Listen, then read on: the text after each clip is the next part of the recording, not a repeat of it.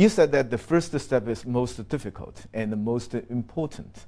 Can I say that some people say that it is only a symbolic gesture to recognize the accessibility of Chinese A shares, not the value, not the prospects? Well, if my team here were with me, if my team at MSCI were with me, would tell you that it did not feel like a symbolic gesture. It was a lot of hard work, to get us where we are. Again, the weight is small relative to, for sure, the MSCI China index, which is 28%, of the emerging market index. So 75 basis points compared to 28%. It's small, but it is a huge step. And it's the same way, think about this, the renminbi being part of the IMF basket of currencies. It did not mean a great deal of assets. Not a lot of central banks around the world are holding renminbis. But it is a huge step in the future as there's more trading in renminbis and there is more storage of value by central banks in renminbis and all of that. Things take a while. I mean, they take a while. These are structural moves. These are not short-term moves. These are structural moves that create the conditions necessary. Now, the other thing to keep in mind is that even if there were a small amount of assets, coming in, the portfolio managers of many of those companies are going to start visiting companies in China. It's going to start asking questions. It's going to start asking, why do you do this? Why do you do that? Can I meet with the CEO? Can I meet with the CFO? Tell me about the strategy of the firm, and so on and so forth. So those companies, if they want to attract that capital, they will have to meet with them. They will have to be answerable to them as shareholders. So that's going to be a change too. There are two possible results after inclusion. The first is, the Chinese market will be freer, more international, and with more international standard. The second one is the international investors will be tamed by the very powerful Chinese retail investors. Which kind of result do you expect? I think initially it'd be a combination, of course, right? You cannot change the character of a market like this huge market in China, dominated by retail investors, by having a few hundred institutional investors. So they will need to understand that. The institutional investors from around the world will need to understand that. But I think over time, it's not only about those institutional investors, but it's about the creation of pool vehicles. So, for example, exchange-traded funds are great vehicles to retail investors, inside or outside China, to access the market, because it's not about buying a single stock that can go up or down in value.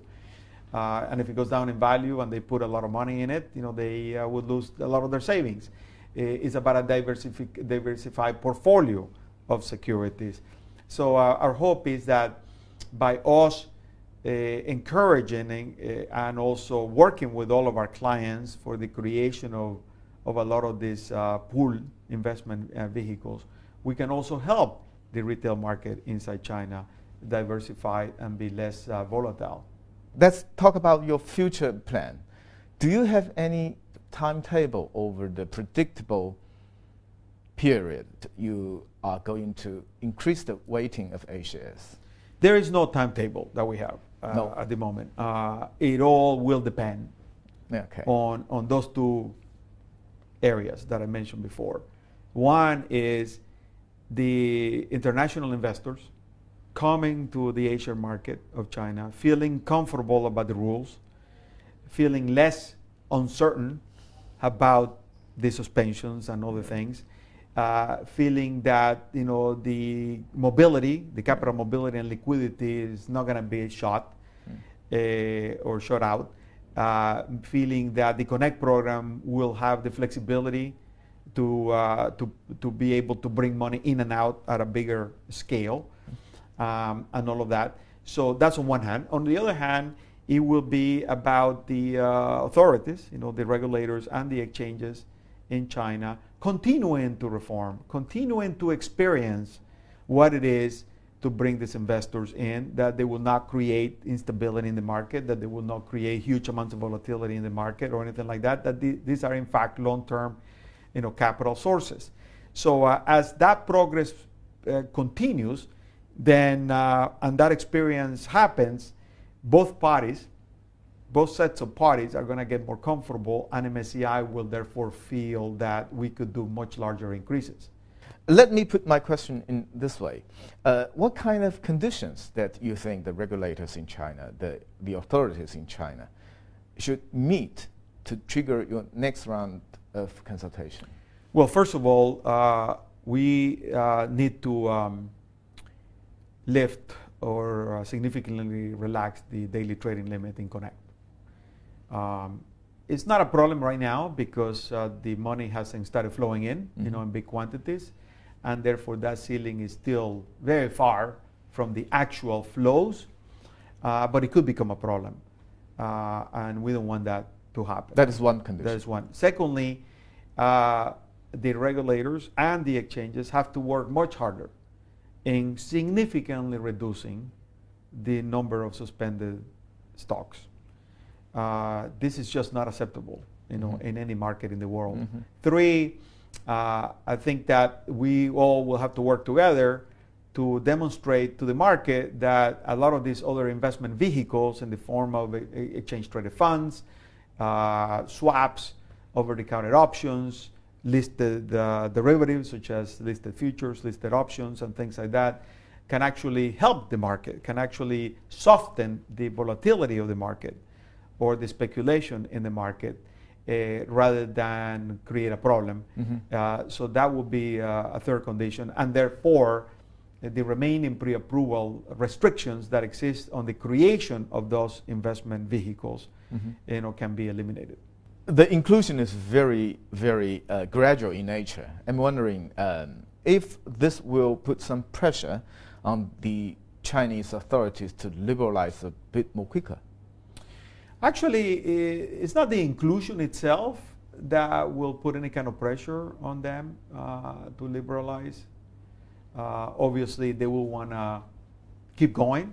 We also want to keep going. But I think the biggest catalyst to further liberalization will be that nothing really bad happens. When you have all these people come in, nothing really bad happens when you have structured products, when you have over-the-counter derivatives, when you have like swaps or options, or when you have listed futures, particularly if they trade outside of China, right? So I think that experience, I think that wherewithal, I think that confidence is going to spur the regulators and the exchanges to move significantly quicker. And what we can promise is that we will be there to go side by side with them and with our clients to try to move the process farther and faster. I hope this is not a long multi-year process. I'm sure it's going to be a number of years, but I hope it's not a very long process, because the investors will benefit from having quite a large set of opportunities on the second largest economy in the world, the largest, if not the among the largest in growth, in the world. So we will want to get going quicker rather than slower.